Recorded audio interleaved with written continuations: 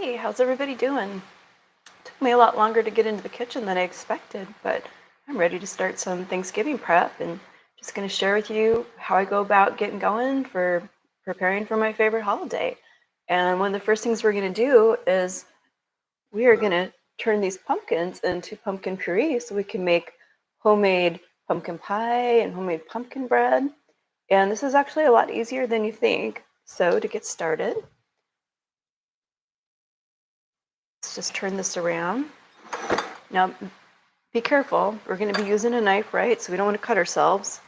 So let's just see the easiest way to cut these. Might be with actually a different knife. These are small enough we could probably just go sideways with it. Let's try that. Watch the position of your hands in relation to the knife because these are pretty hard and it's pretty easy for your knife to slide and bounce, and you could end up cutting yourself pretty bad. But let's see. Let's try this knife. A lot of my knives are in the dishwasher. There we go. This is going to work better. So these are pumpkins that we grew ourselves. You can see this is a bit of an athletic competition. And what's cool about that is there's no pesticides on them, right? So that means that I can use the pumpkin on the inside, and I can actually use the skin, as long as the skin looks good, to make my puree, which will give it more color. You're going to find that the puree that you buy in the store, just about everything goes into that. And it looks like we even have some pumpkins that are volunteering trying to sprout.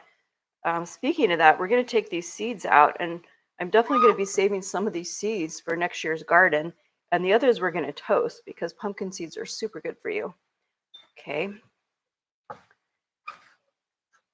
these pumpkins are actually really very pretty. I'm really happy with how these turned out. Definitely solid, that's for sure.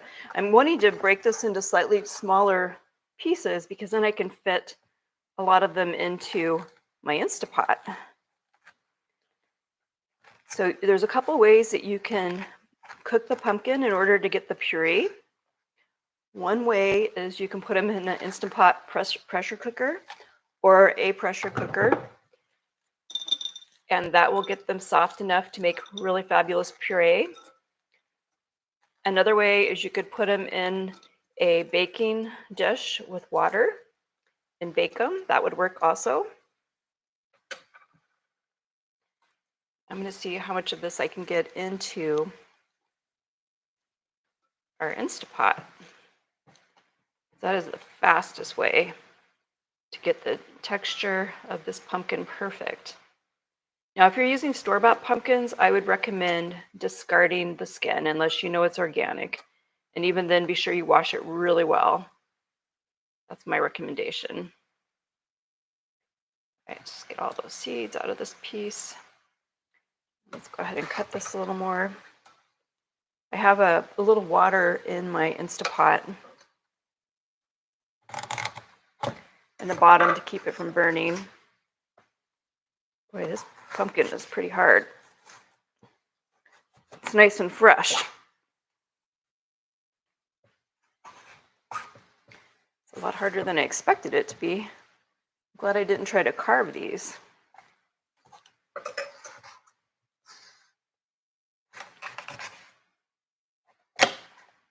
This is going to be a different kind of Thanksgiving for us. We don't have any kids here this year, but it's my favorite holiday, so we're definitely going to be having it.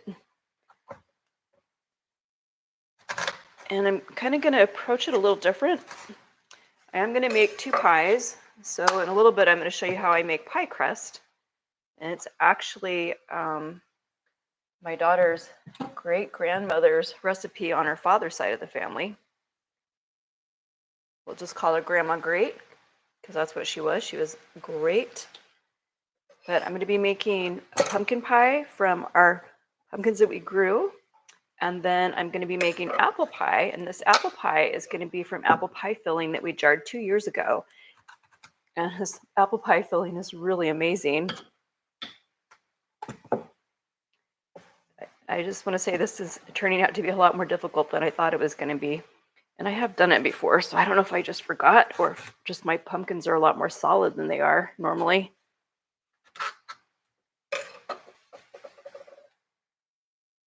I'd like to get the stem out. I mean, I guess if I can't get the stem out, we can always take it out once it's cooked, right? That works.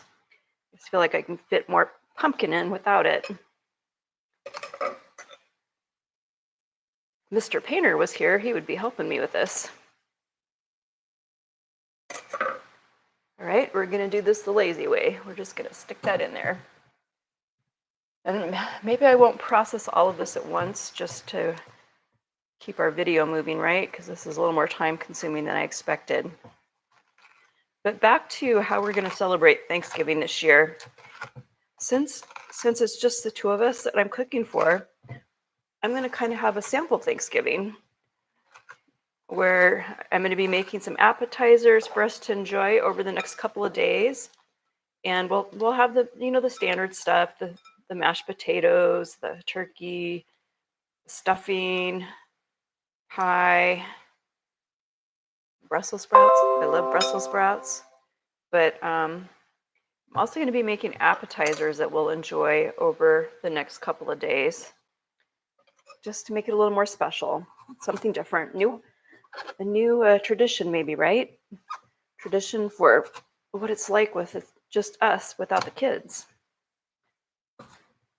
And actually in Alaska, we had a pretty large extended family. So we used to have a real house full. We usually had about 26 people in the house, if you can believe that. I actually would take three days off to cook for the family. Here we go. This is going better on the bottom of it. It's definitely a workout.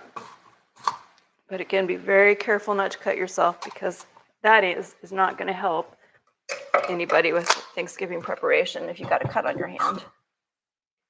There we go.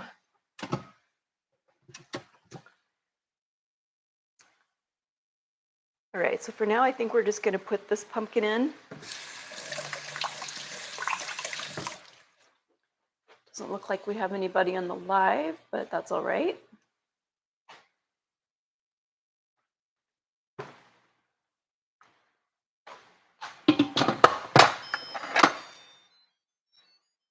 And I'm just going to turn it on pressure cook, close the valve. And while this first batch of pumpkin cooks, we will go ahead. You hear that? Our pressure cooker's turning on. We'll go ahead and get started on our pie crust. Or should I go ahead and finish butchering these pumpkins? You know what? Let's just keep it simple, and let's do that, especially since there's nobody on the live right at the moment. There's more important things that we'll be doing that other people might not be experienced with, and probably butchering pumpkins is low on everybody's list of things to do. Probably a lot of people just buy their pumpkin pie filling. And until we lived here, I used to do that too, but now that I can grow my own pumpkins, why not?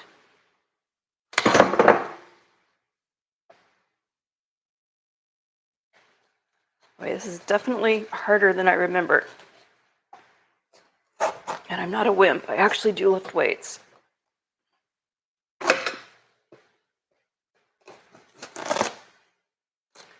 Here we go. This is going a little better. I'm going to get this to pop open.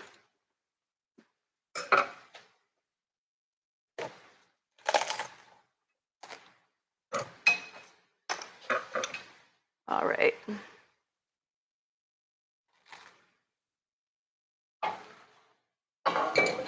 I don't know about the rest of you, but I actually had to dig around in my cabinets and pull out some of my holiday cookware.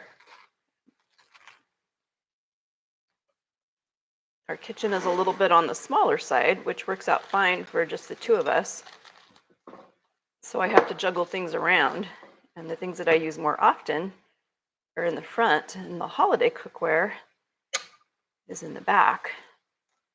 The only thing that I haven't found is the little metal topper that goes on your pie pan when you're baking your pie crust.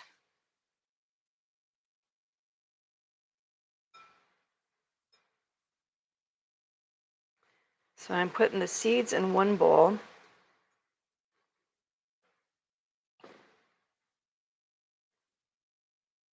And I'm putting the pumpkin in another bowl till we finish processing this one batch. So thankfully I have a few bowls. So nice to have your own organic pumpkin.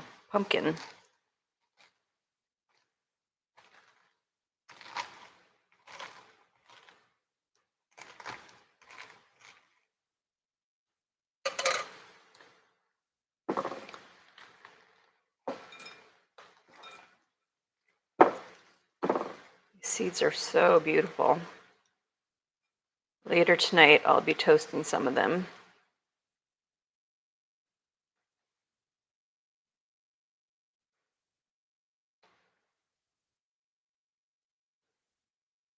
So I have a couple different recipes I like to make. I like to make the pumpkin pie, I like to make pumpkin bread.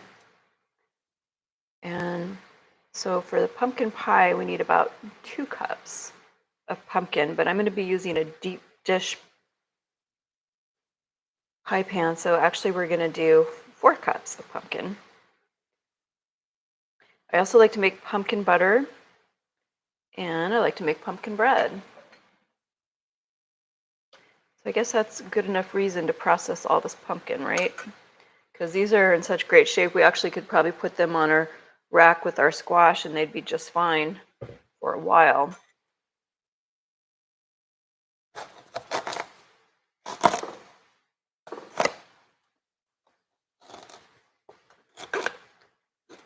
I harvested these like in this last couple of weeks.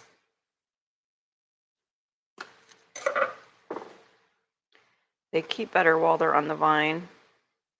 I wonder if pumpkin's actually considered a winter squash or a summer squash. Kind of feels like a winter squash. The skin is so tough.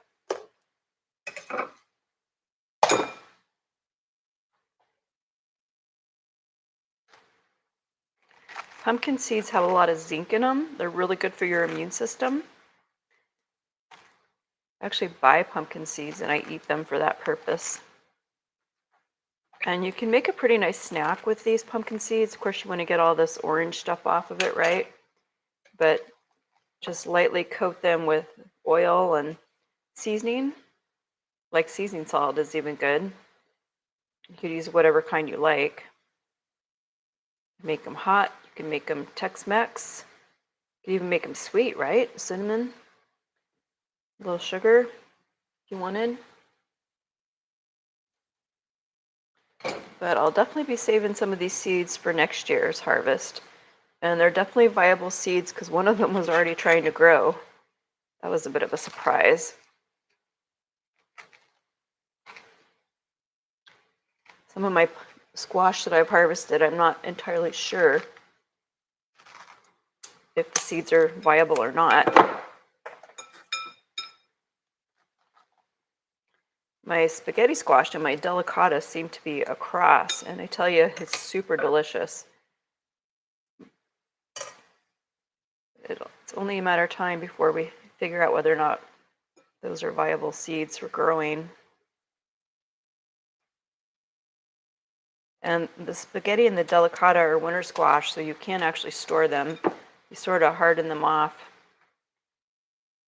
And a lot of times, if I still have squash June and July, when I cut them open like this, they'll be trying to grow and I'll just take it and put it in dirt.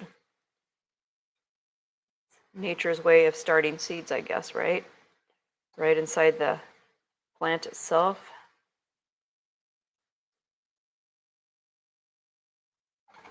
All right, one more to cut up here. Yay.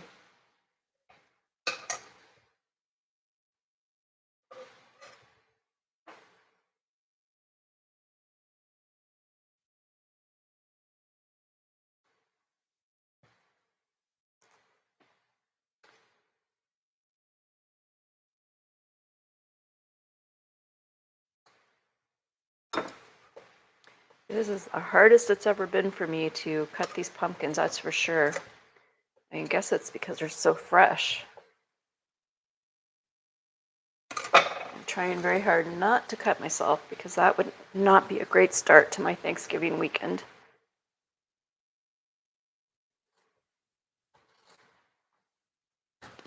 There we go.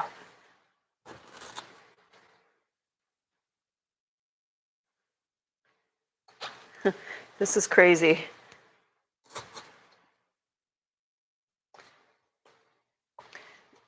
And I don't think that they're not right because these plants were going all summer. So they had plenty of time.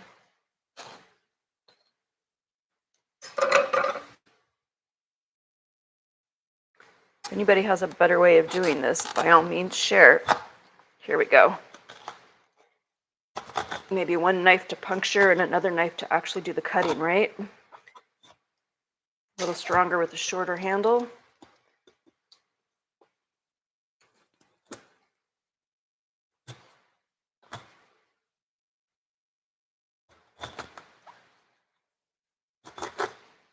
And pumpkin puree freezes really well. So whatever pumpkin we don't use, I'll be able to freeze. Oh wow, look at this. See, this is how great these seeds are, right? These are definitely viable seeds these pumpkin are trying to grow right now. It's amazing. I actually could put these in a stir fry, right? So maybe some of these, that might be what we do. Right, wow. It's definitely ripe if you've got seeds germinating inside the pumpkin.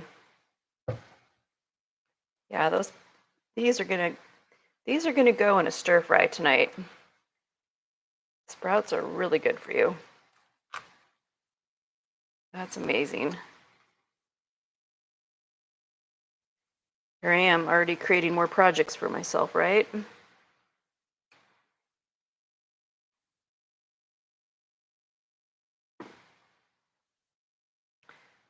Okay.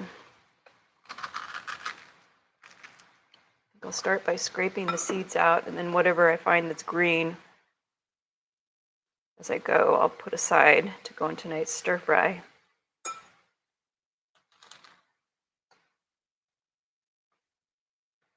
This one was really ready to grow.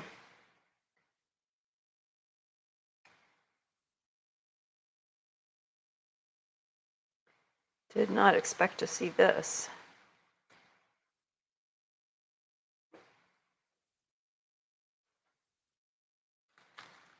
We have a growing room that's being constructed. My husband hired a carpenter to do some work for us, which is probably the sweetest thing anybody's ever done for me.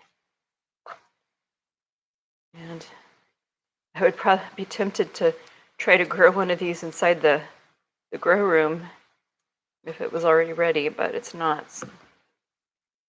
I'm not sure how well it would do. I don't know if there's enough space. These squash plants get pretty viney.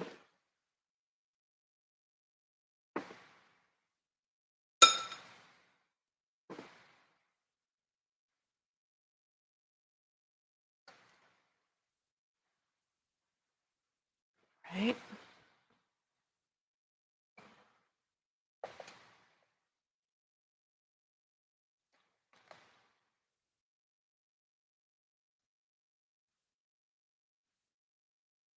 Hey, somebody joined us. Thanks for joining. I was all by myself here, which is what I would have been anyway, but it's always nice to have some company.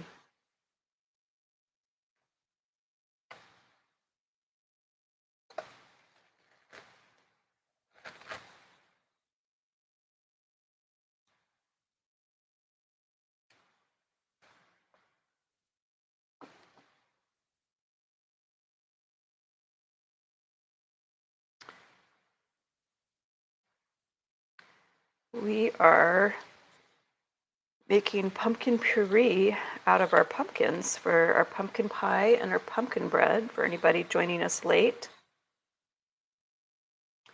And this pumpkin volunteered a bunch of sprouts, so I'm going to throw the sprouts in my stir fry tonight. Then I'm going to be making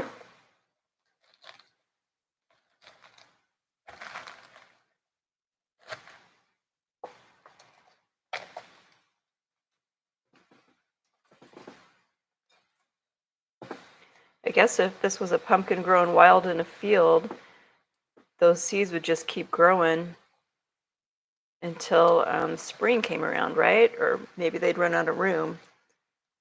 I imagine the pumpkin itself would probably keep them pretty warm.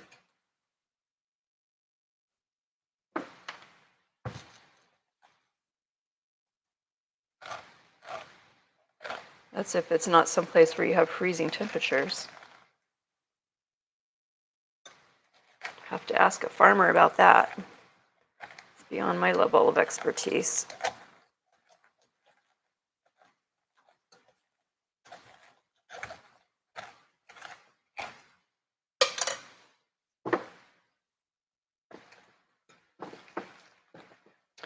For now, I'm just going to put all of this in this bowl and add some water.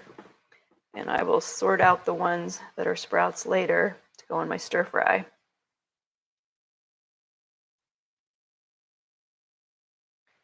I'm not going to start dehydrating or browning these seeds yet because I'm going to be needing the oven for our pie crust, right?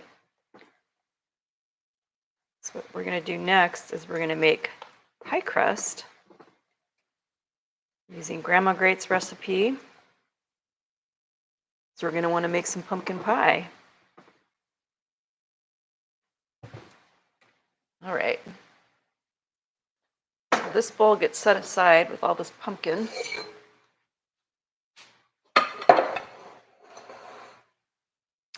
And this bowl is going to get some water and get set aside.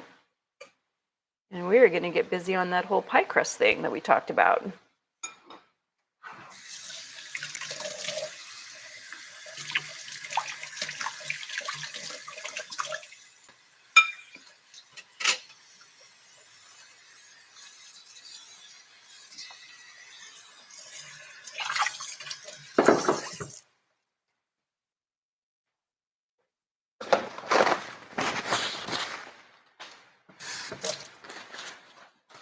So one secret to making really good pie crust is using butter.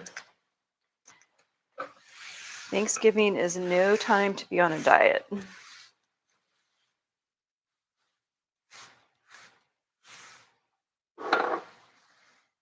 And something interesting that I learned from Grandma Great is you can actually take leftover pie crust and freeze it, and you'll get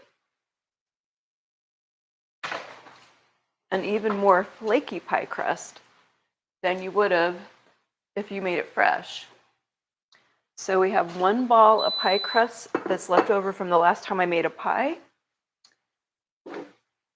And we're going to make some fresh pie crust. So I have 2 cups of flour. It's going in the bowl.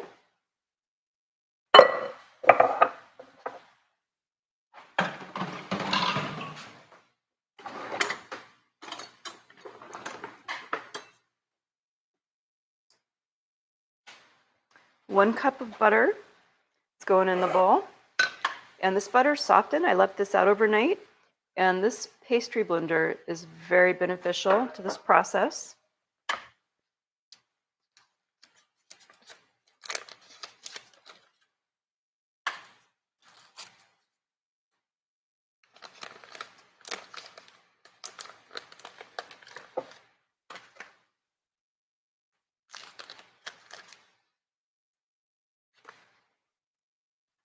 Thanks for joining. Nice to see some more people joining in.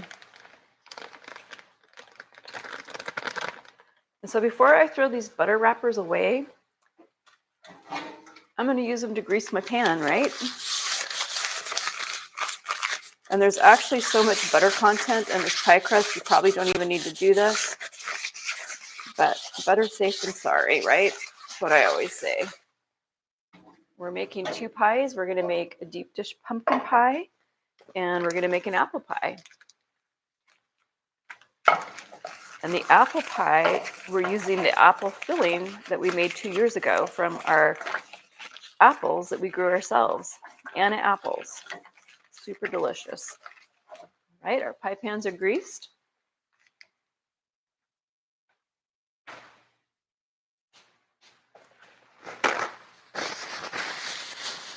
So let's start by blending our butter into our flour.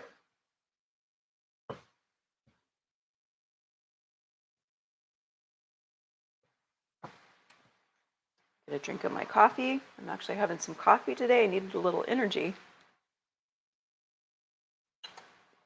Mostly I drink green tea. How about the rest of y'all?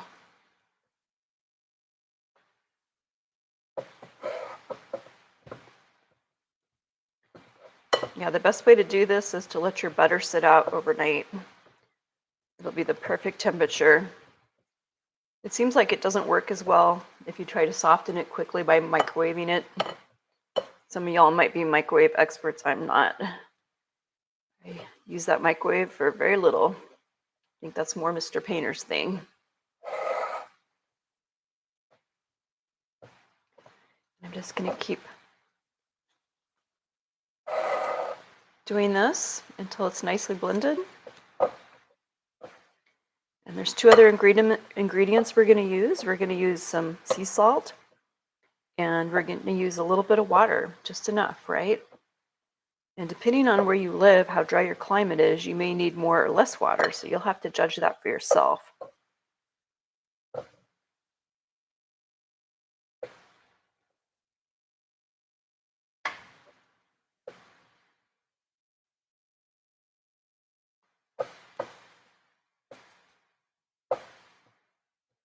Let's go ahead and get our salt.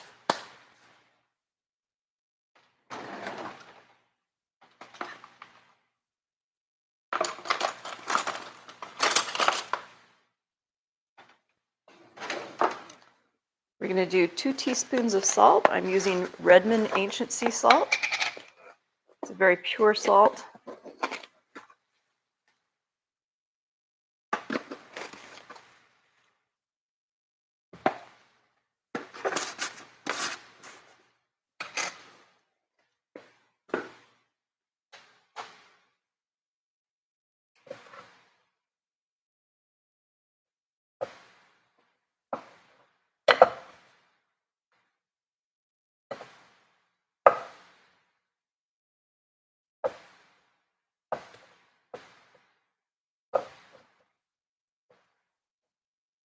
And I am going to do a weighted crust. To do a weighted crust, we're going to put some foil, or actually we could use parchment paper. Let's use parchment paper. I try not to use too much foil in my cooking because I don't want the aluminum getting into my food. We're going to use some parchment paper, and we're going to put beans on it, and that'll weight the crust. And we're going to pre-bake it.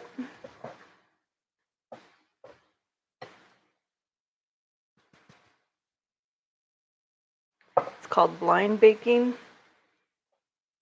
with a weighted crust. Have you heard of that before? All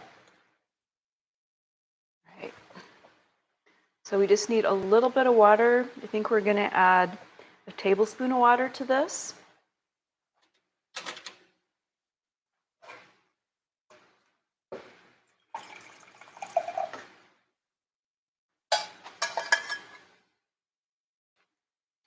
Just a little. We don't want to do too much.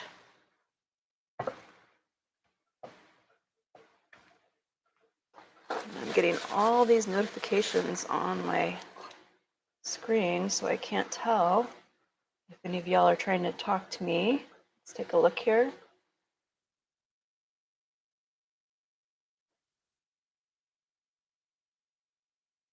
All right, there we go.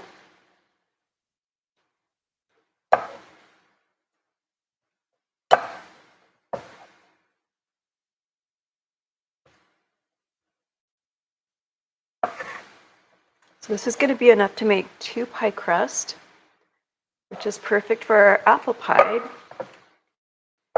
because I want our apple pie to have a bottom and a top crust. And just adding this 1 tablespoon of water makes a huge difference to the texture of the pie crust dough.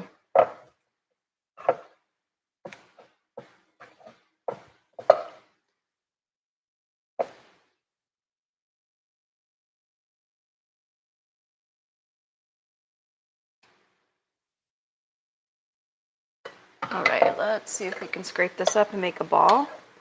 We're just going to refrigerate this for just a little bit, and we will pull out our pie crust that we had in the freezer. I'm going to use that one for the pumpkin pie. So we'll be able to go ahead and roll that one out and get it ready to go in the deep dish pie shell. Or do I want to do the apple pie in the deep dish? You know what? I think I'm going to do the apple pie in the deep dish. And we'll do the pumpkin pie in the regular pie pan. I think that's what we're going to do here. Okay.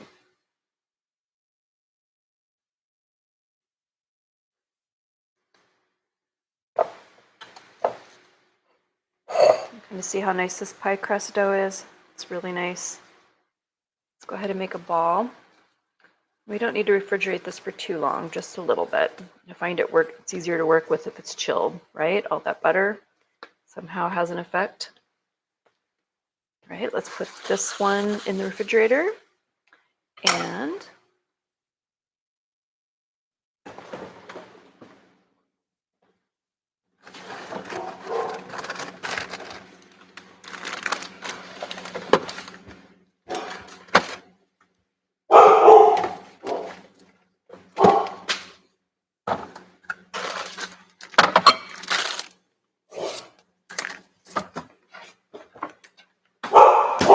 Mag, it's okay. I think that means Mr. Painter's probably home.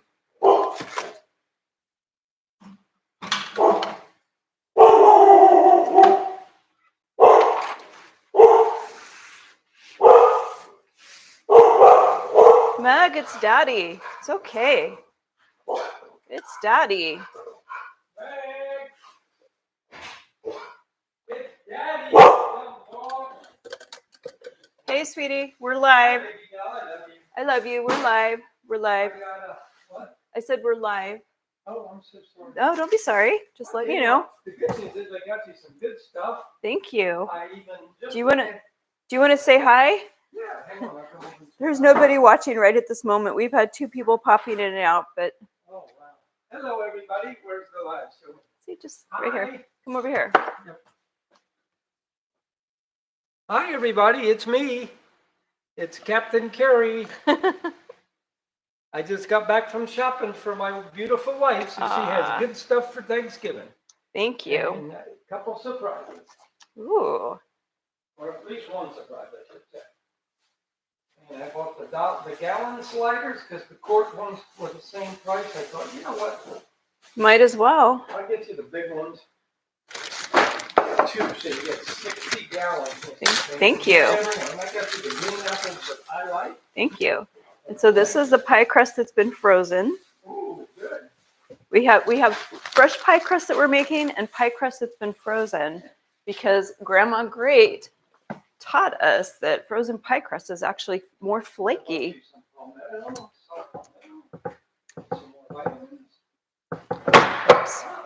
Okay, so I have a marble. Okay, thanks. I have a marble board here, and I really like that best for baking. And so this is a little stiff because it's been in the refrigerator, but it will actually work better for us.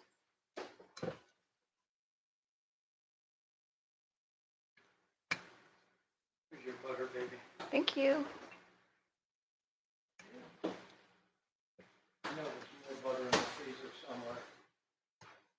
I was out there digging and I really didn't see that much, so thank you for picking some up. Butter's cheap. You got to have it for stuffing and bacon, and that's right.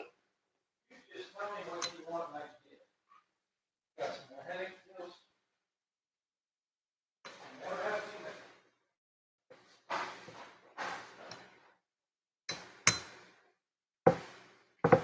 So we're not big Black Friday shopping people, but there is a local event here on Water Street where local artisans are going to have their goods available for sale.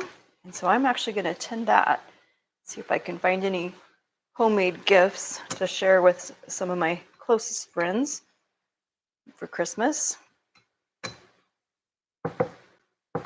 So this is a little stiff, but it is rolling out.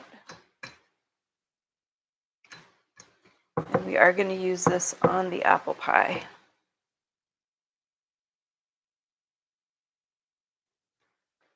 After we blind bake the shell.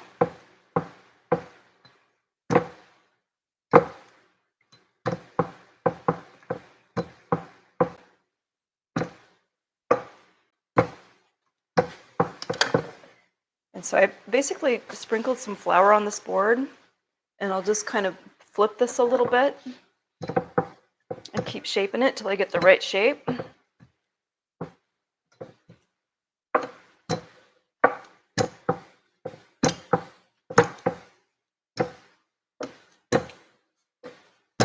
it's stiffer, but it's going to make a really fluffy, flaky pie crust. And I guess Meg hears me banging stuff, and she thinks there's somebody out there. She's always watching out for her mama.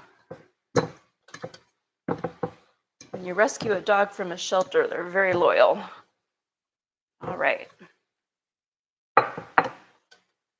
So this is our deep dish pie pan. Just fold this over, this, and then move it over here. Get it as centered as possible.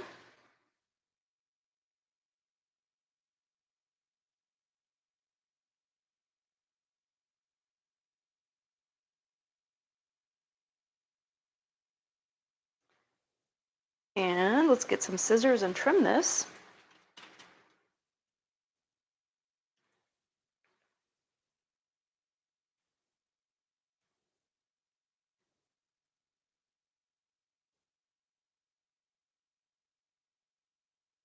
And I'm going to want to do a top crust for the apple pie.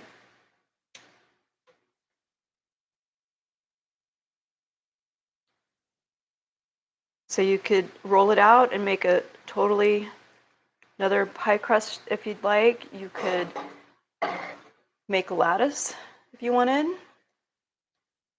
Depends on what you want to do. But we're not going to blind bake that part of it, obviously.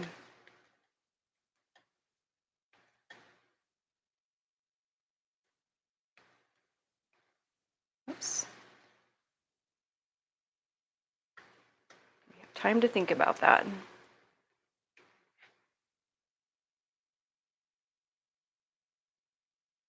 And with these deep pie crust pans, you actually could just take your pie dough and press it in if you wanted it, and it would work really well.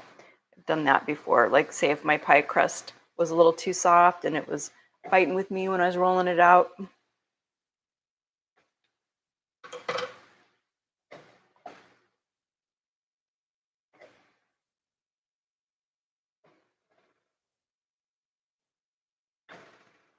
Now, some of these things that I don't do all the time, I'll Google.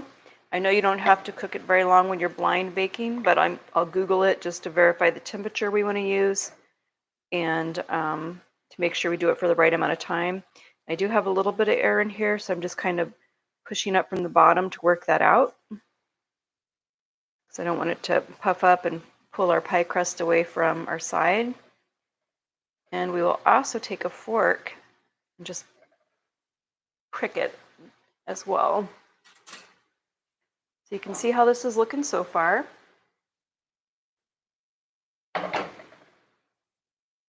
And I'm just going to go like this.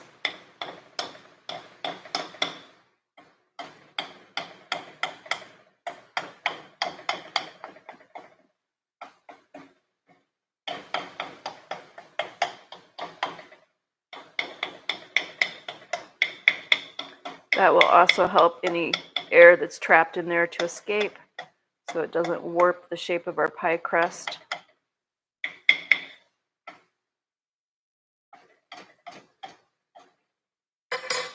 All right, so that's this pie crust right here. And let's just ball this up here to the side and go grab that other pie crust from the refrigerator that we have chilling.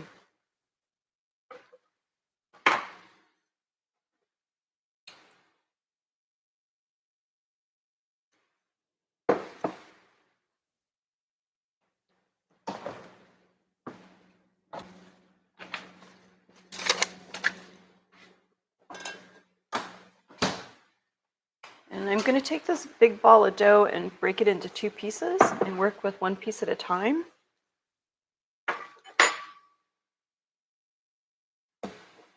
And let's put a little flour on here.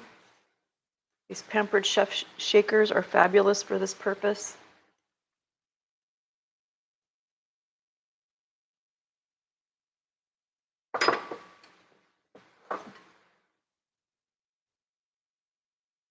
Right.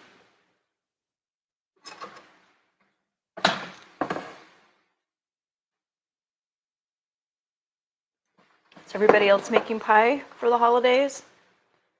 What's your favorite pie?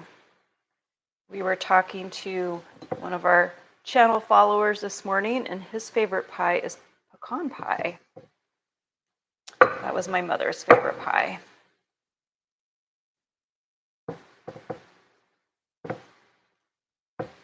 If we had a bigger household of people going to be here, not just my husband and I, we would probably do a little more variety, maybe make 3 pies. As it is, we will be taking pie to coffee to share with our friends. Don't have anybody at home baking for them. Okay, the longer you chill this, the easier this will be, right? Like I probably could have chilled this a little bit longer.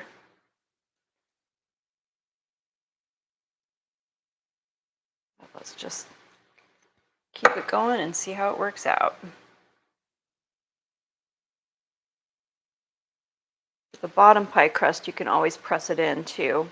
All right, let's try this again. And actually, let's mix some of our flaky frozen pie crust in with this. Let's get a lot of flour on this board. It'll work a little better for us.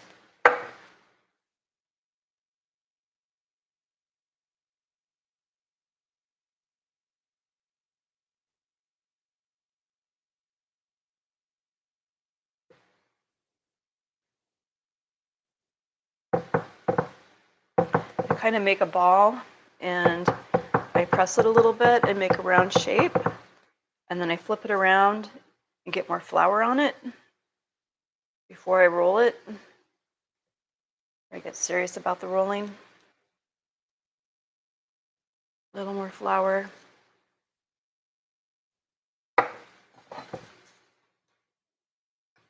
See how our frozen pie crust came out perfect the first time. That was pretty cool.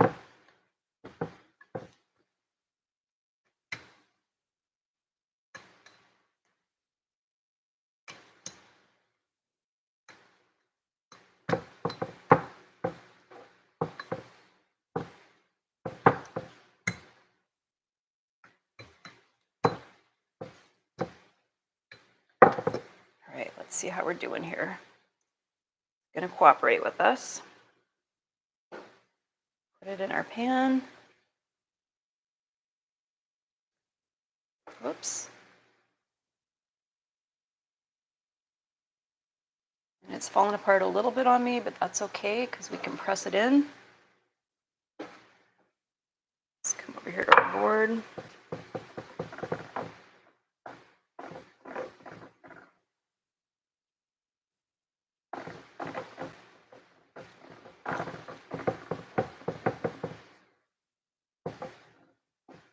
Okay, we're gonna do the pumpkin pie in this pan and the apple pie in the deep dish.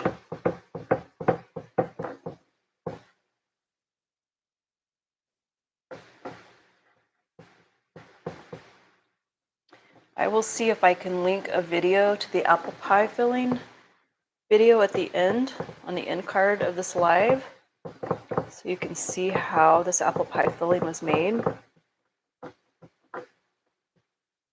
And then for the pumpkin pie, we'll just make that fresh from scratch. That filling using our own pumpkins. We're about 30 minutes out from that pumpkin being processed as puree.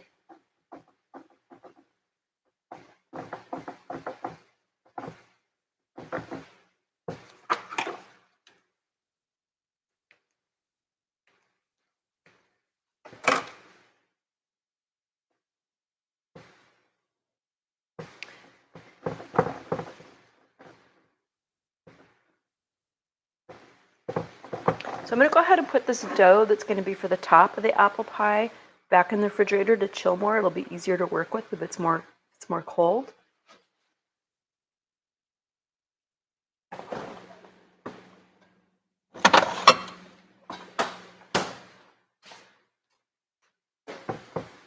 You can see how much easier the frozen pie crust dough rolled out, right? So that shows you the importance of really chilling your dough.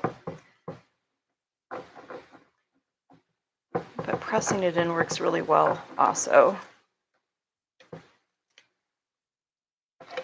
And I think the actual dough itself isn't, the components of the dough is the most critical part as far as flavor and texture.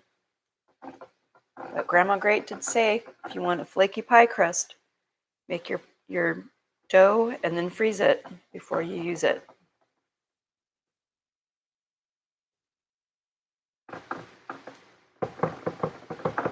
Grandmas usually know the secret, right? It's my experience.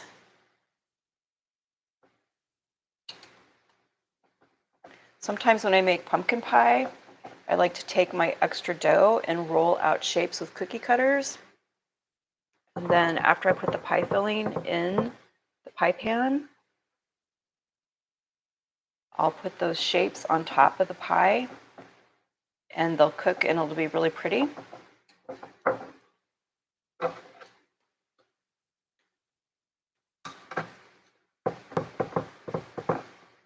Almost have this. I must be missing a little leg on the bottom of this marble board. I hope that noise isn't too much of a distraction for y'all. Sorry about that.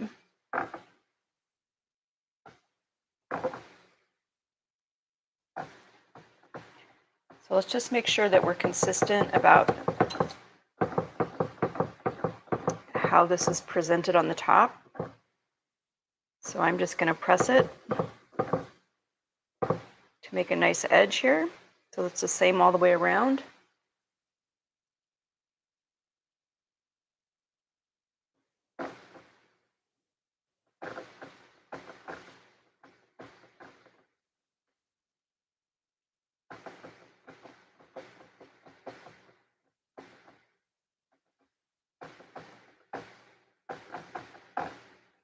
You can smell the pumpkin puree in our Instapot pressure cooker.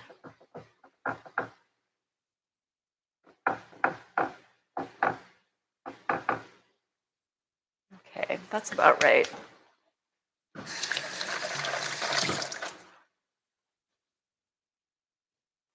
Move this over here. And let's go ahead and Google the time for blind baking and the temperature, right? Never be afraid to resort to Google for that. Okay. Temperature for blind baking pie crust. So 415 degrees for 15 to 20 minutes until the edges are set and very light golden. Okay. So we're going to preheat it to 425. Let's go ahead and do that. Ooh. Forgot that's turned on. That's hot. Okay. So let's do the convection baking setting and do 425 and start. And I'm going to get some parchment paper out and I'm going to get some beans for the blind baking.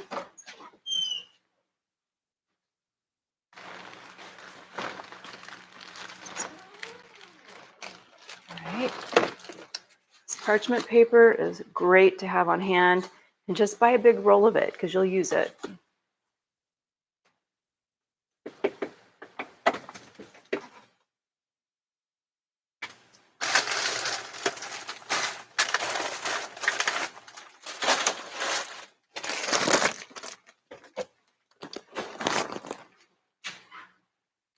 And I just keep the same bag of beans on hand because I reuse them for the same thing every year, blind baking my pie crust.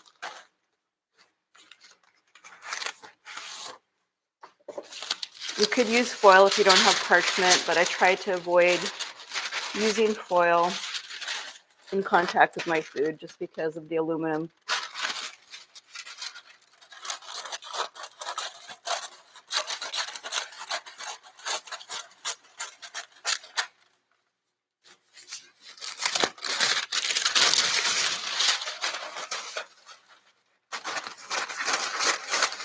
And actually, let's pull a big baking sheet out because we can put our pie pans on there.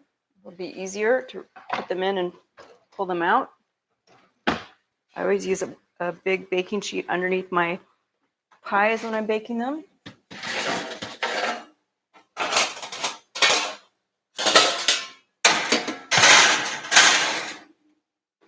And these are actually stainless steel. We've gone to great effort to get rid of things that are artificial in our household just because of the threat to the safety of our food supply, right? The ones I had before were aluminum. And so now we're using stainless steel.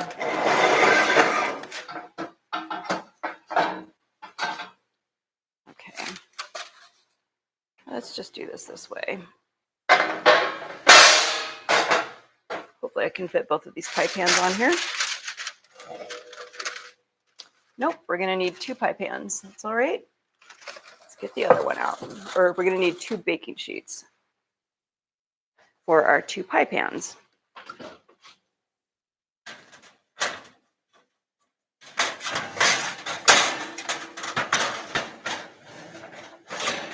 This is easier if you do it before you start heating your oven.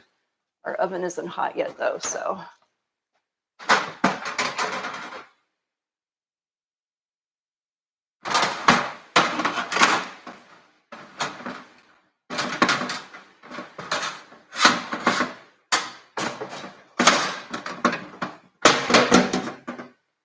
All right, sorry for all that extra noise for anybody out there with sensitive ears.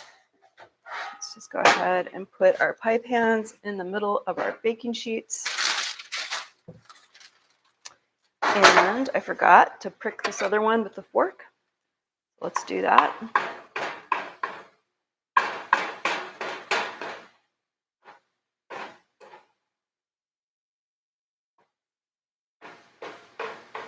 And I might have to get some more beans out because I think in the past I did 1 pie at a time.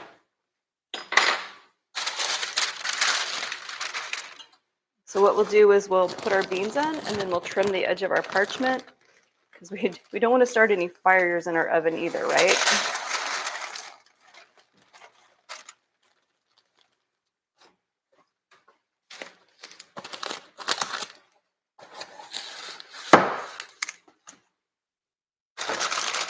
Parchment.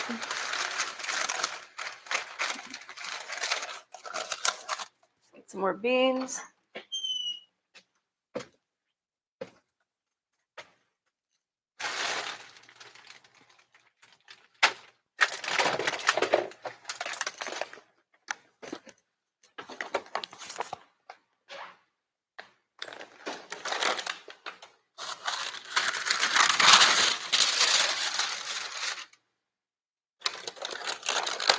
Doesn't matter what kind of beans you use.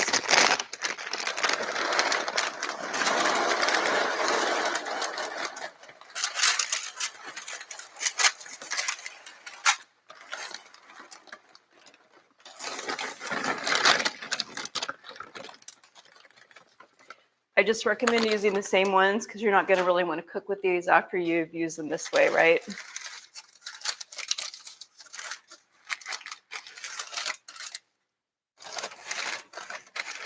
Let's go ahead and trim our parchment paper. This is the fun part when I don't know why they put these separating things on these scissors, right? There we go, got it. I'm sure somebody had a purpose in mind. Maybe it's for cleaning. Personally, I just think it's a bit of a pain.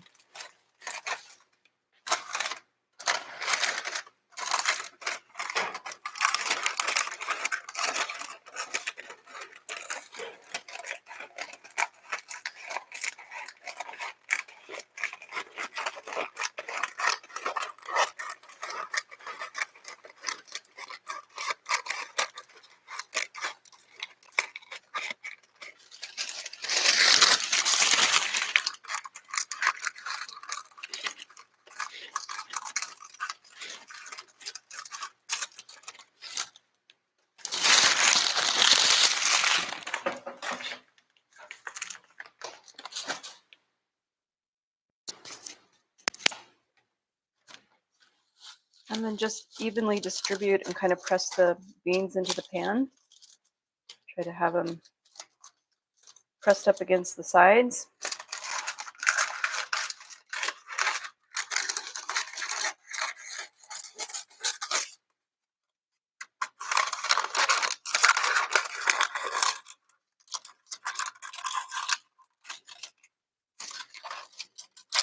I think you'll have better success with your pie crust if you blind bake the shell.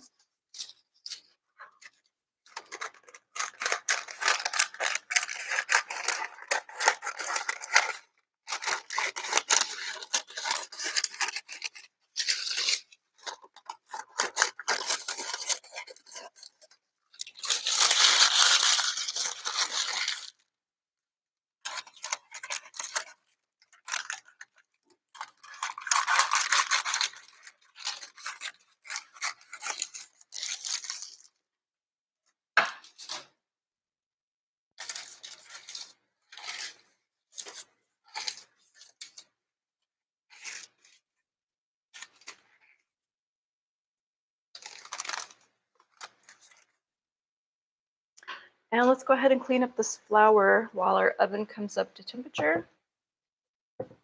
That's one thing that I like to do when I'm cooking is clean as I go so that you don't end up with a huge mess at the end, right?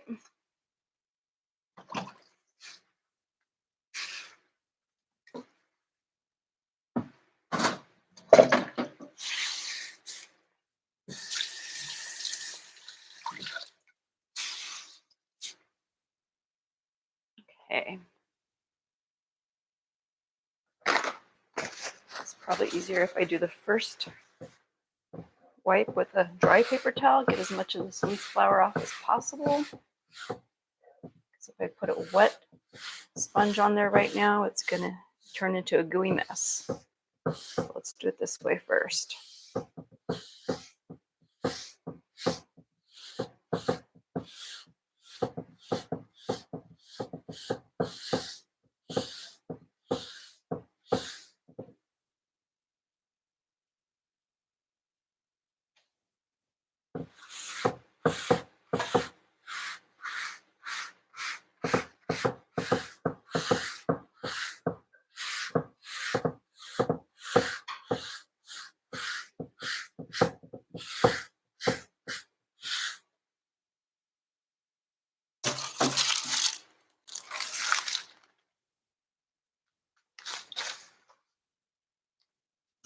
All right, now I have a damp paper towel. Do another wipe with. Then we will get ready, get our ingredients out for the pumpkin pie recipe. The apple pie is already made, and that's the video I'm going to try to link to the end of this video. So it really, really turned out amazing.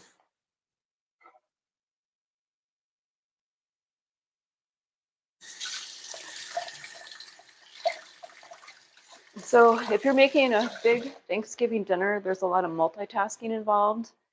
And I like to get similar recipes that use similar ingredients together. I typically do most of the baking one day. Probably going to divide it into 2 days. I'll bake the pies tonight, and then I'll make the bread for the stuffing and the dough for the rolls tomorrow.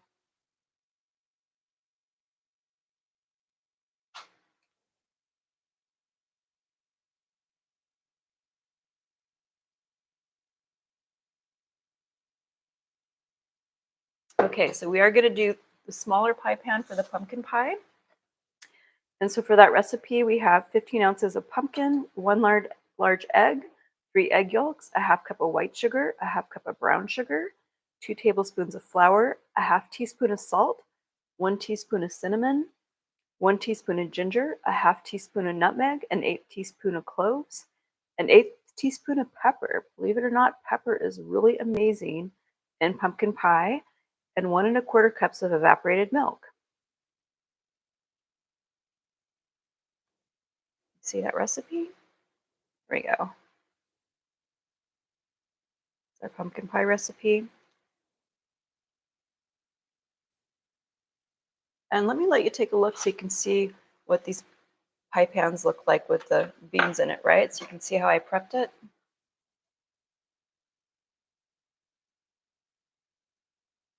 See that? That's how we have them all set up. Just waiting for our oven to come up to temperature. So I have most of my spices out. We just move these over to this board. Our brown sugar and our white sugar.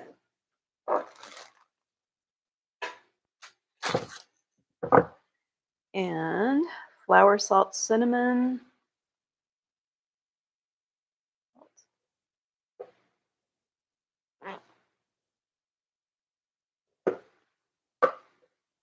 Ginger, nutmeg, cloves.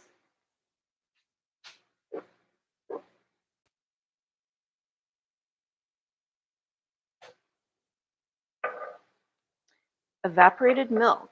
Let's grab that out of the pantry.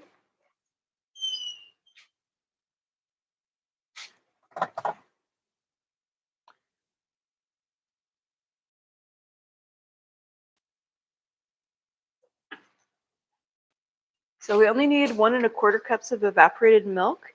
This is 12 ounces, so it's a little more than we need, but we can save what we don't use for our coffee, right? Tea, whatever you want to put it in. You can use it in the pumpkin bread if you wanted to. Let's go ahead and measure that.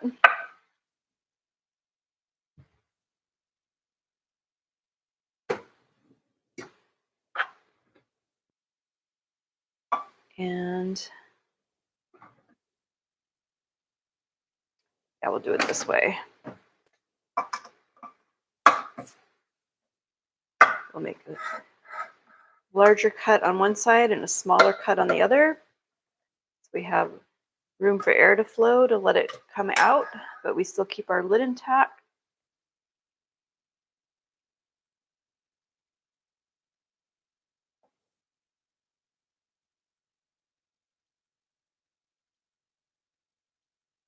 All right, that's 1 1/4 cup. We'll put the rest of this in the refrigerator.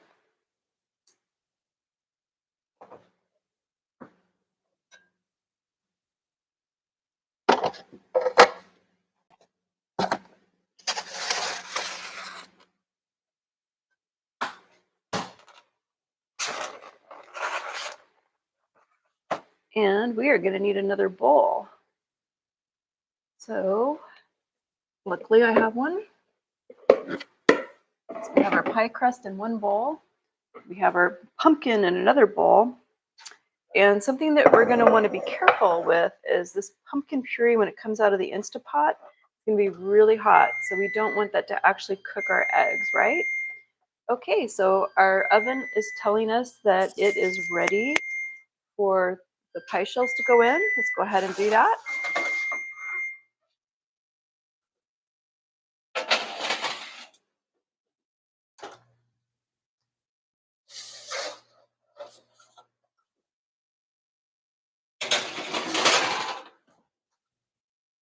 And I am going to lower my temperature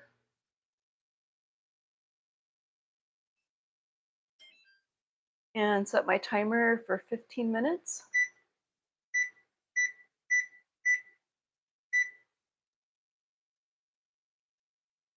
And we'll check it in 15 minutes. And we'll let that go up to 20 minutes. So we're going to need 3 egg yolks and 1 large egg. So let's get our 4 eggs out.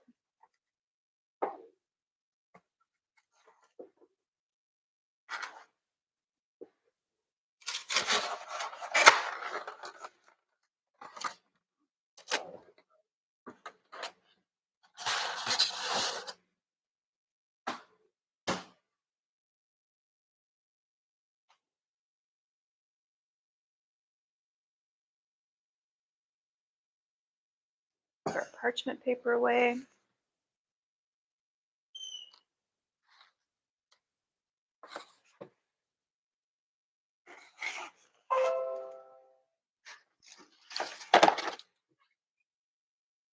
And I am going to use foil on one part of this. I'm going to use foil around the edge of the pie crust to keep it from overcooking.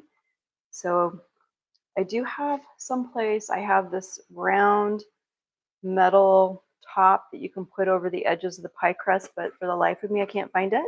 So we are going to have to use foil for that purpose. I mean, you don't have to, but then your pie crust will end up with really, really brown edges, and we don't want that.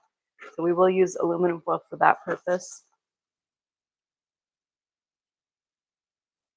And let's get a bigger measuring cup out to measure our pumpkin puree as we scrape it off of the shells. And actually, we have a blender. So what we're going to do, and this blender is really cool. It's kind of expensive, but it's a cooking blender. So I can actually put hot pumpkin in this and puree it, right? You're going to want to puree this a little bit with just a little bit of water. Let's go ahead and turn our pressure cooker off. Cancel. And let's vent it.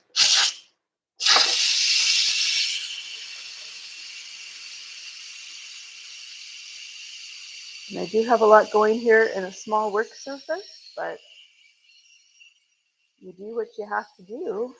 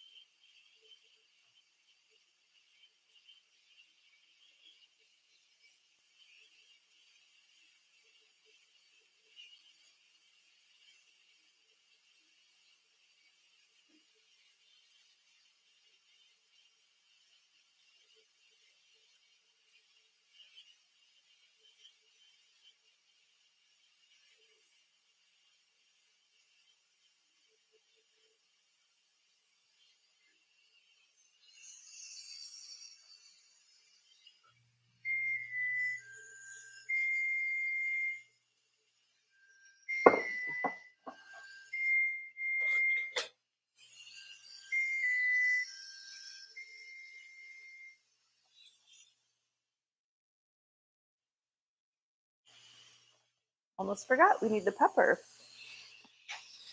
Adding pepper to pumpkin pie is like adding cocoa to black bean soup. It's just one of those really unusual ingredients that works quite well. So we're going to need a couple of measuring cups. We're going to need half cup for the sugar.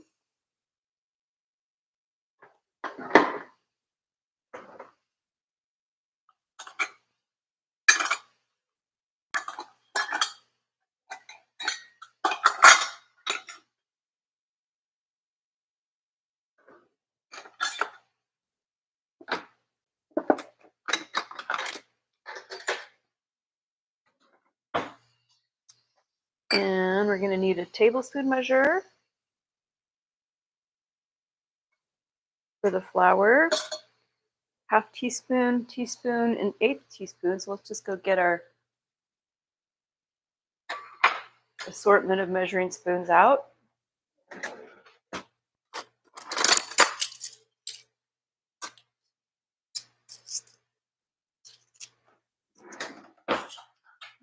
These are super handy. Okay. Now this pumpkin is going to be really hot. We're going to want to be careful and handle it.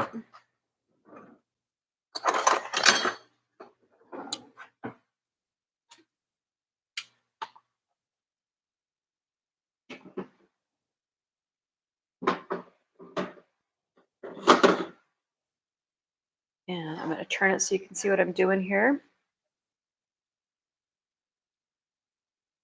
And since this is organically grown, there's no pesticides on it, I washed it. I'm just going to throw this all into the blender.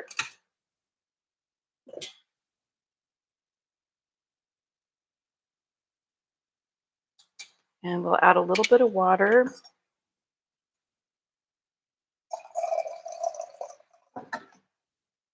So we can make some puree.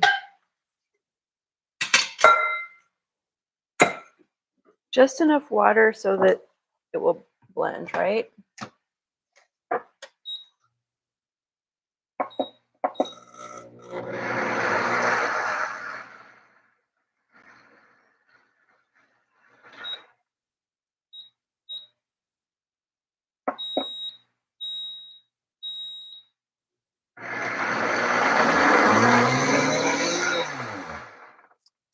And it's not cooperating because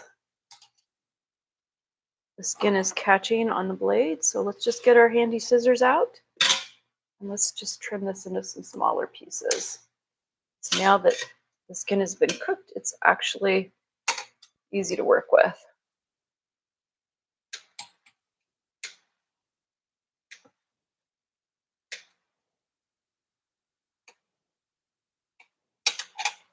And I'll turn it so you can see what I'm doing.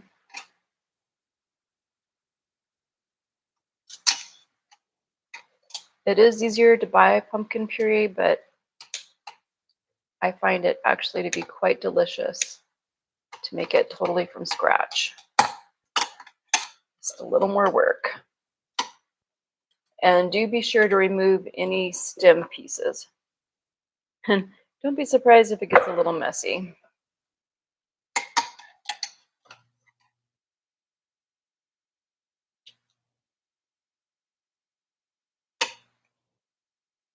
All right, let's try this again. See if we broke it up enough.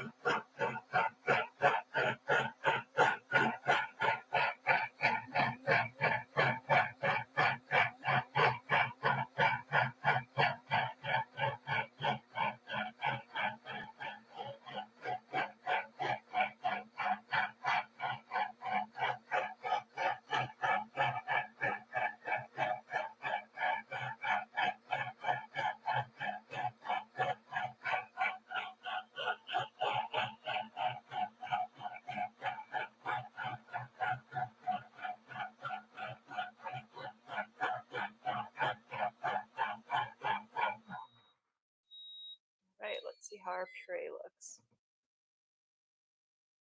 You could push this through a sieve if you're worried about it having too much texture.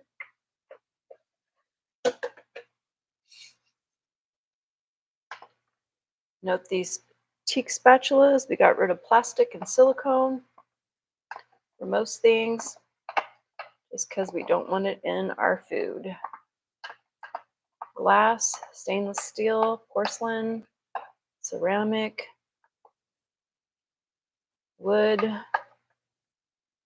They're all fabulous things.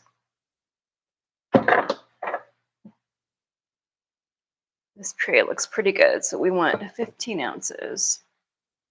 Let's just do 16 to round it.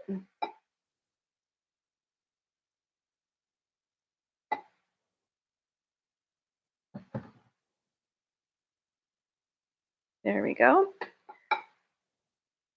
Look at that, homemade pumpkin puree. How great is that?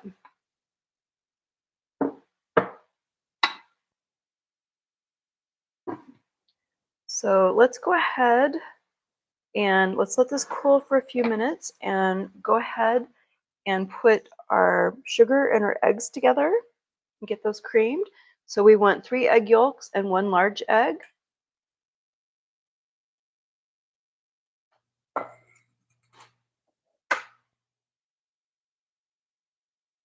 There's 1 large egg. These are going in the compost.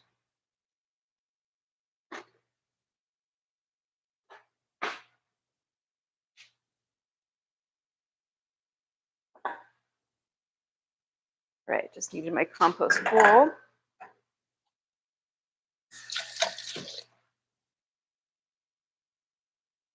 And I'm going to go ahead and put my egg whites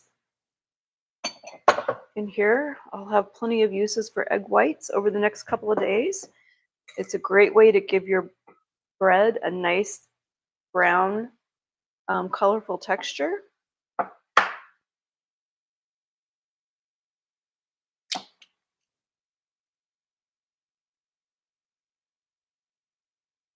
And of course, managed to break off just a small amount here.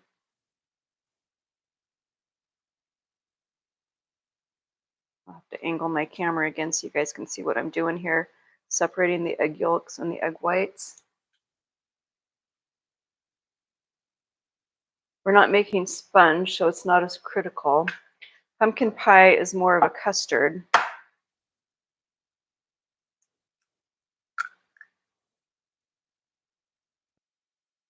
This recipe is really excellent. Get a really nice texture. And tasty pie.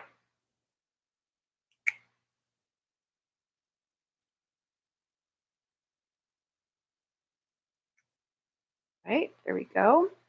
Got our egg yolks and our 3 egg yolks and our 1 whole egg, large egg. And let's just go ahead and cover this and refrigerate it.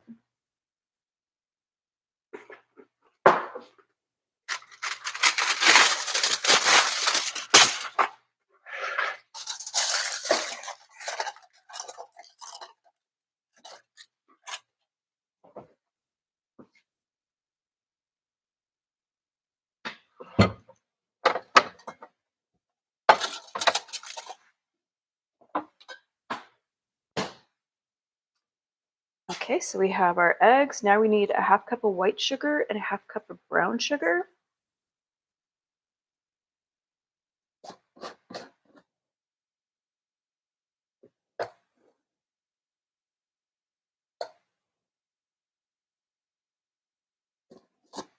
And we'll remove these as we go to make space.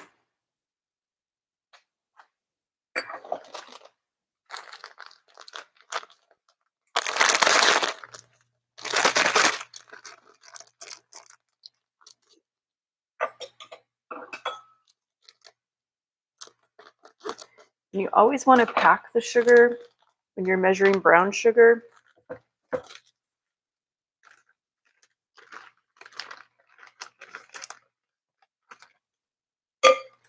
I think I can just put this small measuring cup in here. It'll work out perfectly. All right, we have our 1/2 cup of brown sugar. And let's go ahead and fasten this. We don't want too much air and moisture getting in here. We will be using this over the next day or so with all of our baking, but just keep this nice and pliable.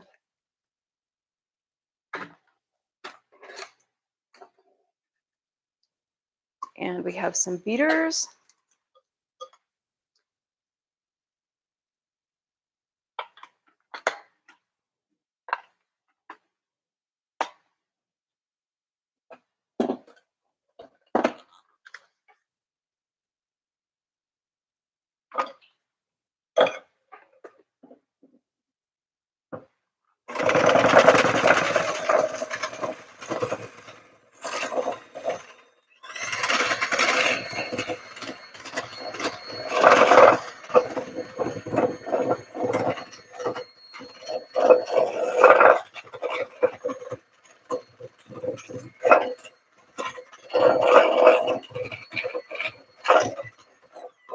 All right, our timer's going off. Let's just check our pie shell.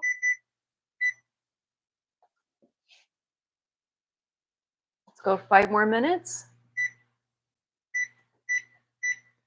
to make for a total of 20 minutes. And I'm going to combine our evaporated milk with our pumpkin to help it cool, only because I don't want to add this hot pumpkin into the eggs.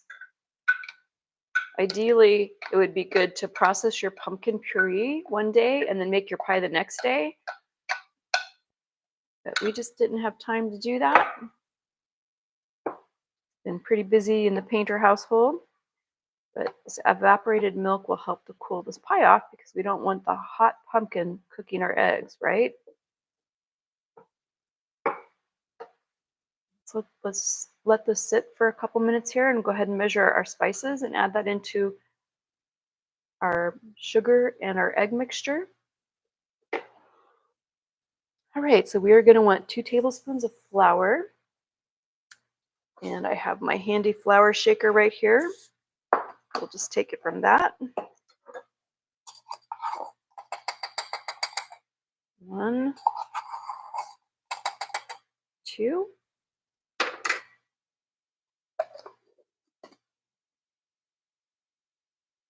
Just combine that.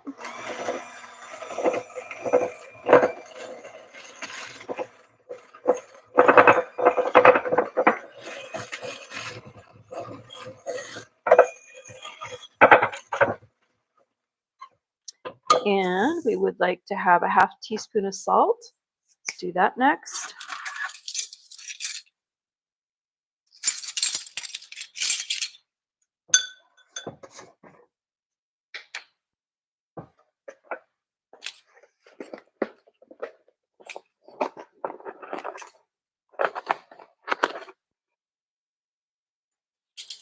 We could move our salt over off of our workspace. And we can move our can opener out of our workspace. Okay, we have a half teaspoon of salt. We need a teaspoon of cinnamon. Let's do the cinnamon next. And I have my cinnamon shaker because we use quite a bit of cinnamon in this house.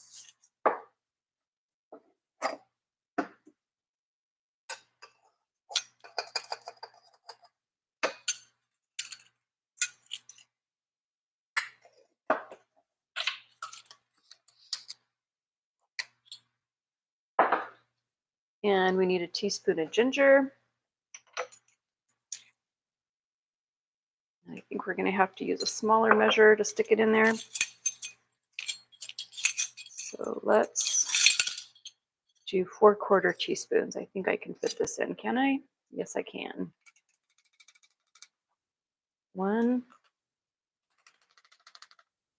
2, 3, 4. So 1 teaspoon of ginger. And we want a half teaspoon of nutmeg. Big thing of nutmeg.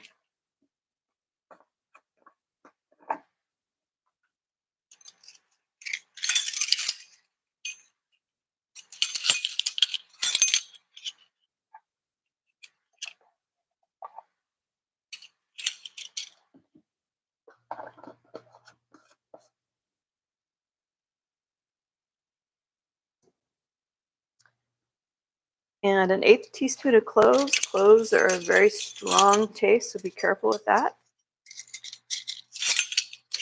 Now, if any of these spices are spices you don't like, you don't actually have to use them.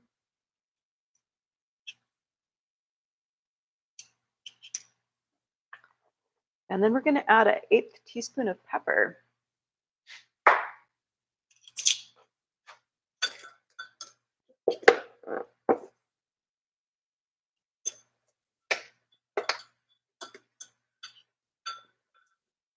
Let's see if I can get this off. It's fighting with me a little bit. There we go.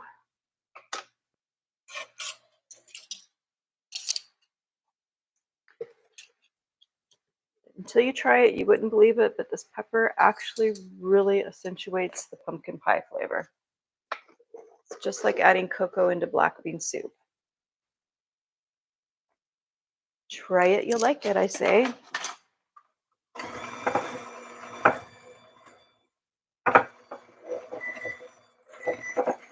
Okay, our timer is going off. Let's go ahead and turn the timer off. Get our hot pads and turn our oven off for now.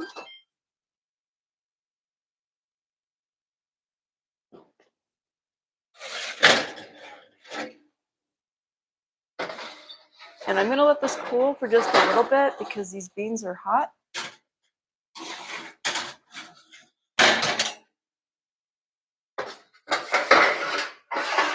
And I'm noticing for the deep dish pie, this crust actually got darker on the bottom shelf. So when I bake these, I will put the other one on the bottom and this one on the top.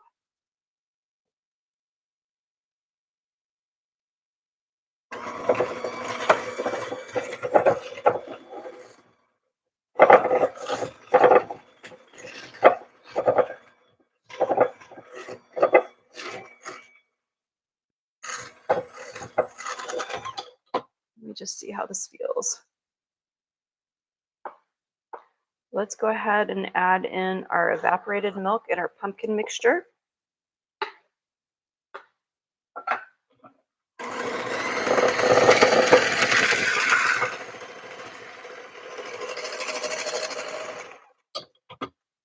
Scrape our bowl.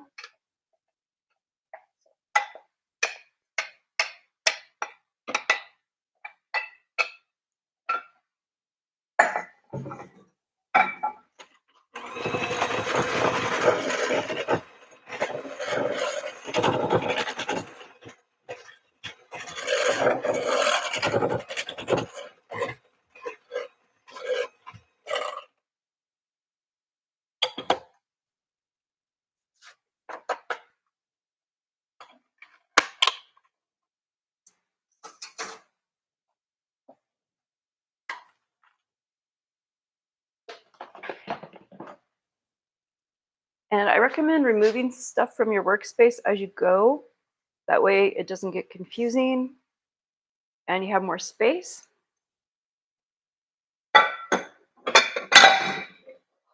And now we're ready to go ahead and roll out that other pie crust for our top for the apple pie. And we could do lattice if we want, or we can just do a top and make some slits in it. That might be kind of nice too. Just move this to the side.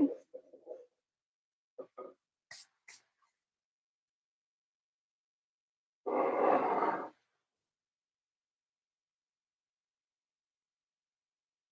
don't have a whole lot of space in this kitchen, so I move stuff around a lot.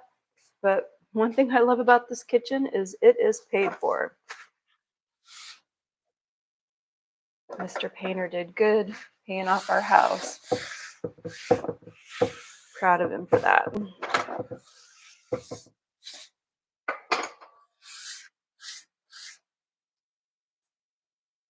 All right, let's get our other pie crust out of the refrigerator.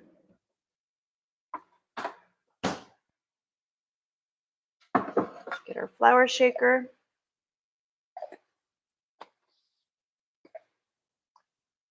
Some flour on this board.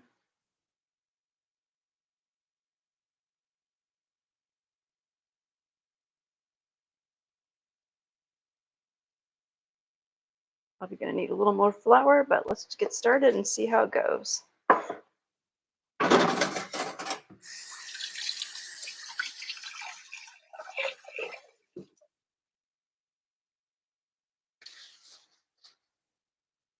It's a little hasty throwing that rolling pin in the sink. That is okay.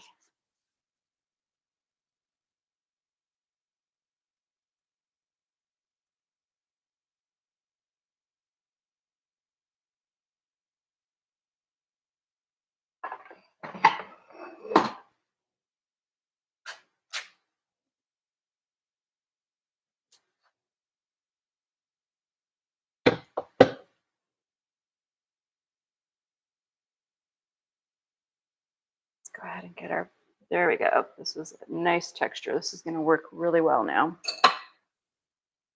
It's amazing what a difference a little refrigerating makes.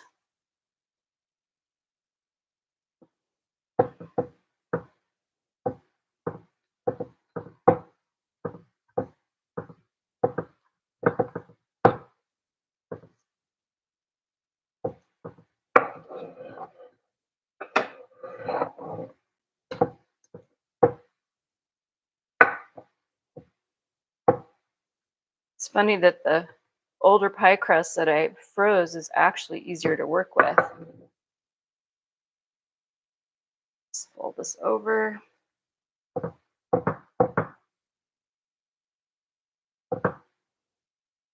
Those grandmas know all the secrets.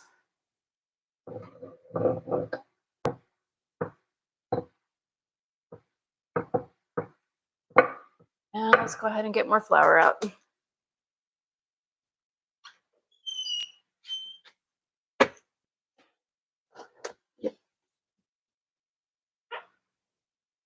Let's make our work a little easier here.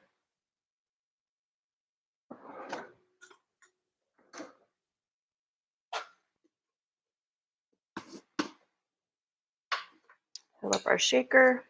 There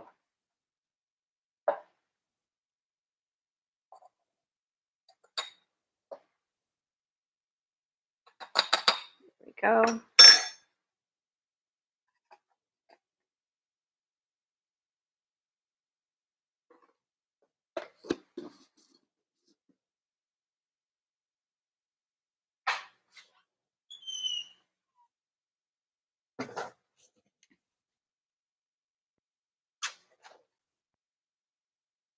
Get a little more flour on this surface, makes it so much easier.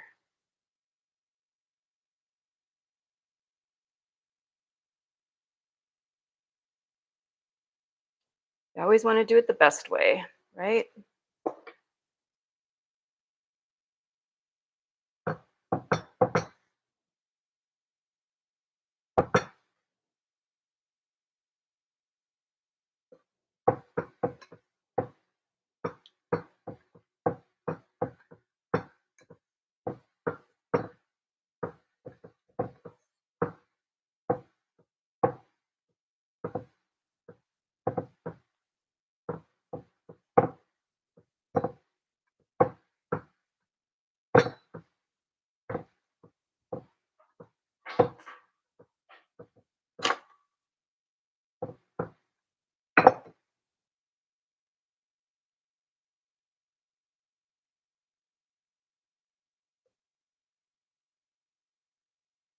Looks like I'm going to be fighting with this a little bit, but that's okay. You know what? Let's just try and roll it out again.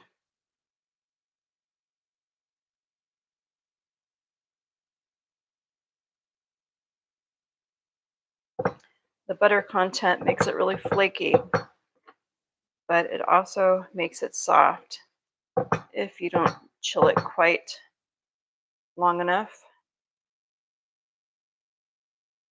So usually what I would recommend is make your pie crust a day ahead, right? Make your pie crust a day ahead, make your pumpkin puree a day ahead, and then put it all together day 2.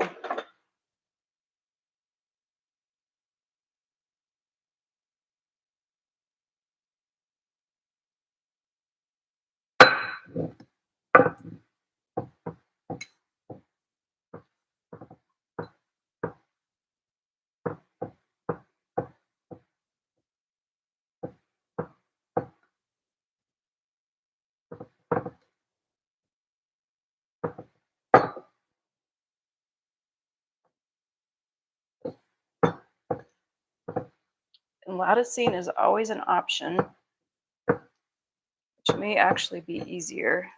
In fact, I think we might do it that way.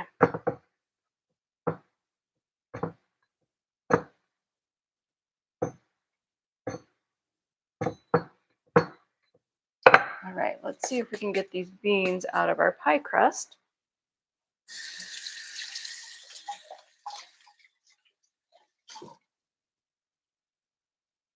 Wanted to let that cool a little bit so we didn't burn ourselves.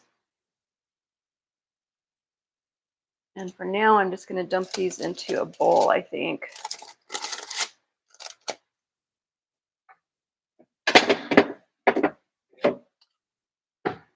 And this bowl is probably the last of the plastic left in the house. It doesn't actually come in contact with our food in this process thanks to our parchment.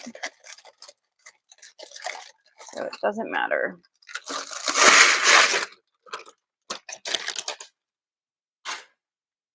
That will allow our beans to cool before I store them for the next time. And let you have a look at this pie crust so you can see what it looks like.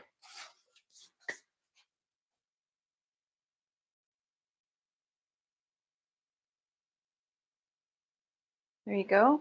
So you can see one of them's a little more brown, so we're going to put that on a different shelf. And we'll also put foil around the edge to protect it from getting more brown. That's what the blind baked pie crust looks like.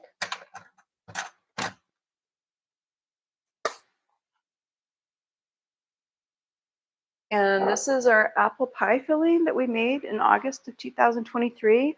And I'm going to link a video to this for you. We're going to put this in the deep dish pie. I think I'm going to need 2 of these quart jars, which is exactly what I have left.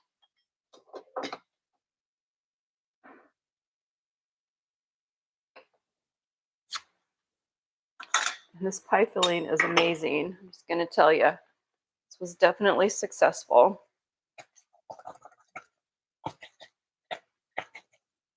And I'll need something to scrape it out, so let's get that.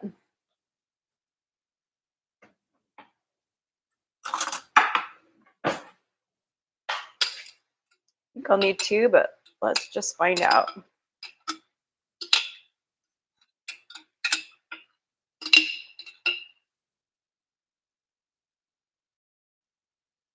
And the amount of apples to the filling is perfect. It's one of those things that until you do something like this, you're not really sure. It was my first time canning apple pie filling, and it turned out perfect. All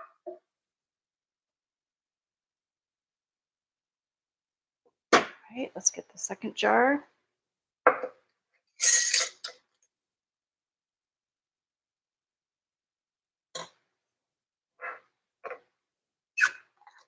Oops. It definitely gets a little messy in here when we're doing all this cooking. You can see why you'd want to break it up into a couple of days, right?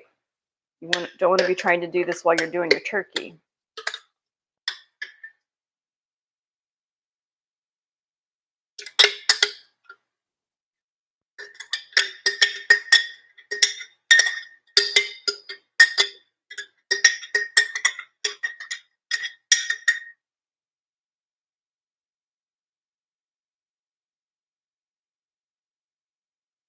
That is going to be perfect. 2 of these quart jars for 1 deep dish pie shell. All right, very good.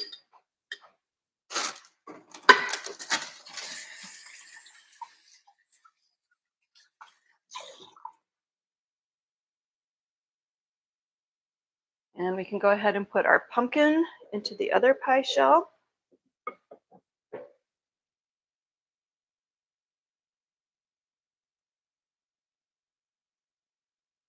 And we're not going to be able to fit quite all of that in there, but that's okay.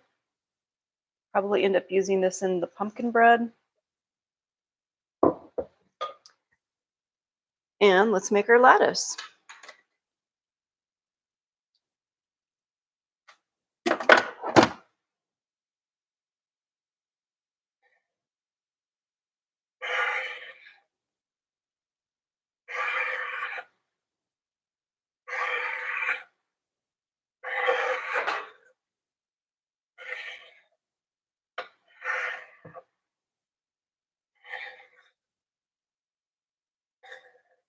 Nice thing about lattice is you can piece it, so if your pie crust is not cooperating, it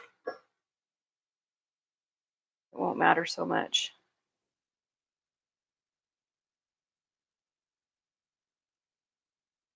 So I'm just going to put these in here,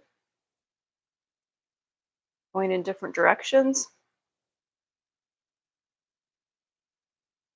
There we go.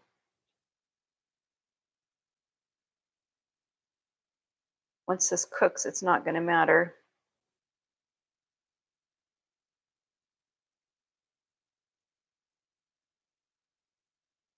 You can do it whatever direction you want to, but I'm going to go in different directions. The purpose just being to cover it. And actually, I'm going to come all the way to the edge, which will give this pie crust, it's already a little more brown than I would have liked. A little shelter, right?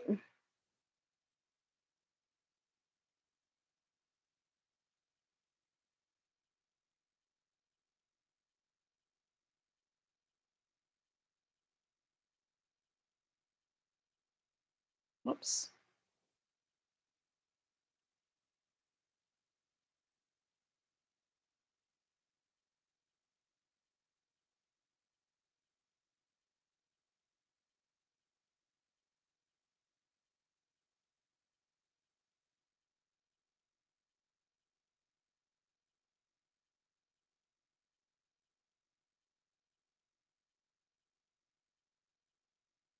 And I'm just crossing it over whichever way I want.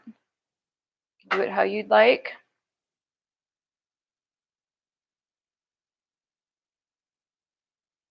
In the cooking process, this will get really bubbly and the pie will come up through the lattice, and it won't matter if it's not perfect. What does matter is how it tastes. Not to say that we don't care about presentation, because we do.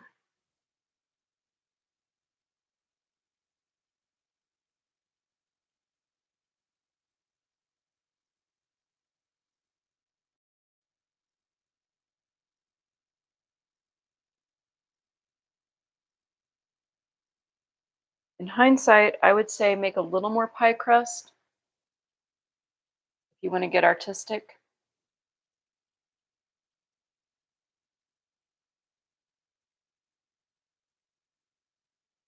We're going to have just enough to pull this off.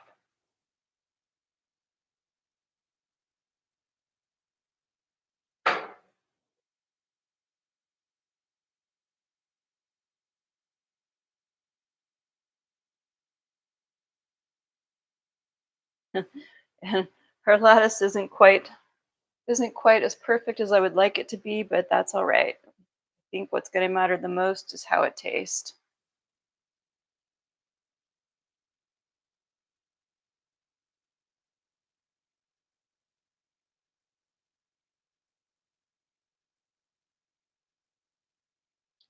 So I can tell you it's going to be delicious.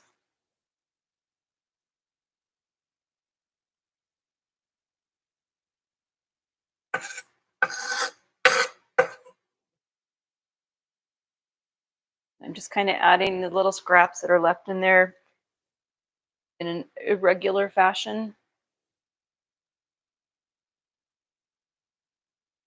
This is definitely not my best lattice job, but we do have a pie crust. So let's go ahead and turn this up to 325. So bake, 325 start.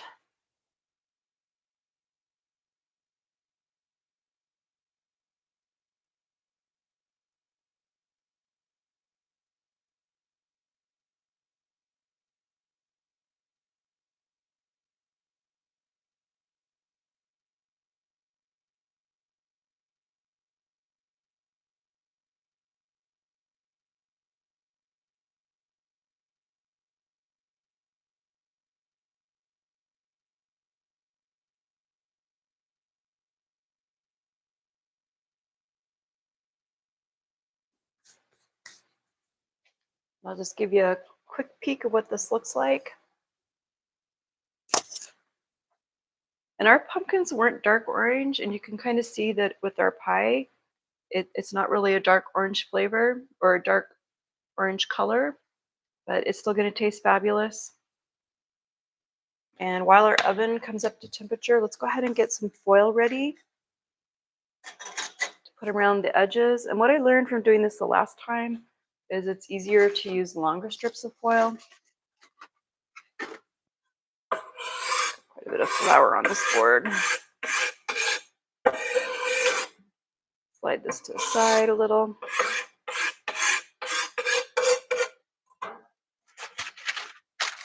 So bigger strips work better.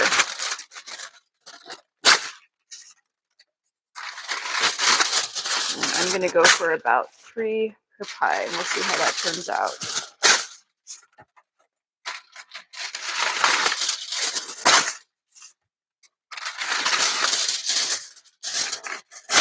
So I'm pretty sure that our pumpkin pie is going to need, or actually our apple pie, well, our apple pie is actually already fixed. The recipes say 50 to 60 minutes, so we're going to set our timer once we put the pie in for 50 minutes, and we'll just keep checking it.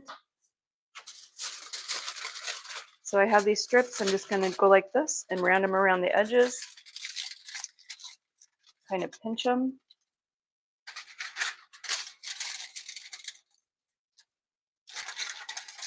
And this part is a little bit of work here. I wish I could have found my ring that I use that sits on the outside edge of the pie pan, but Since I can't, we got to do the best that we can.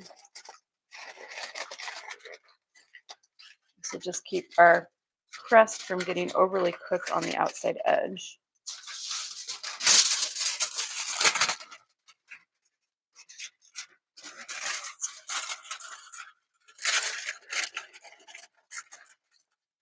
So don't get stressed when you're preparing for the holidays. The most important thing is a lot of love in your household. Nobody wants to be someplace that's psychologically uncomfortable. And I think the taste of the food, really. Family togetherness, or to get togetherness with whoever you get to enjoy it with. And if you're by yourself, try to reach out and spend some time with some friends.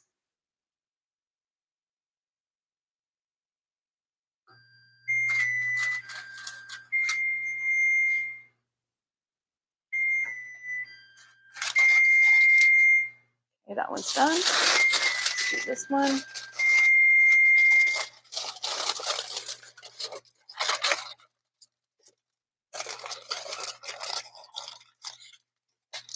But this one, the pumpkin, I'm being a little more careful with because the pumpkin's actually not cooked, and I don't want the foil to cook into the pumpkin, right?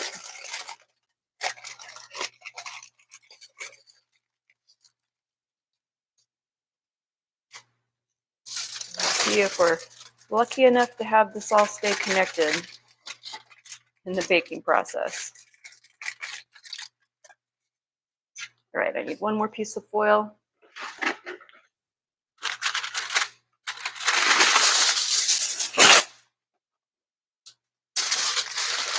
And I really didn't need that much. Okay.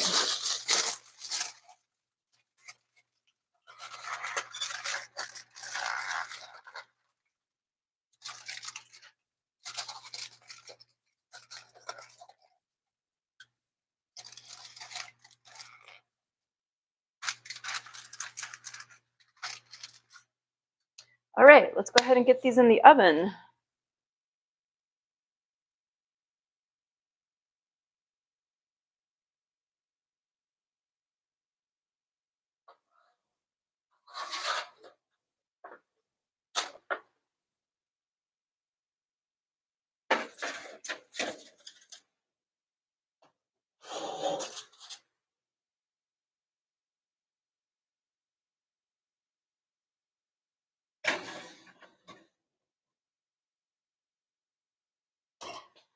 We're going to let these go for 50 to 60 minutes. And later we will do a short so you can see how they turned out once they cool off. And tomorrow we'll be doing bread for stuffing and for rolls. So thanks for joining me today. I hope you enjoyed this video, and I'll try to link to the apple pie filling recipe. All right, thanks for watching.